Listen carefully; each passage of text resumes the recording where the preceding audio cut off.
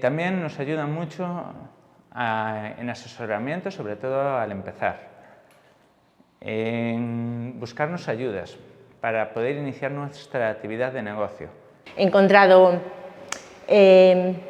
base para dar un paso importantísimo, ya que cuando tienes una determinada edad y no tienes trabajo, te vas al paro, pues encontrar lo que encontré aquí en el CEI pues fue súper importante.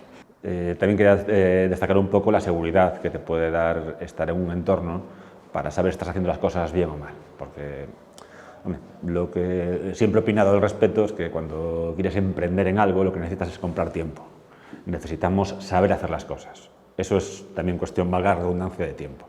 Ese tiempo al final, cuando estás emprendiendo, cuesta dinero, mantenerte a ti mismo, aunque no hagas inversiones.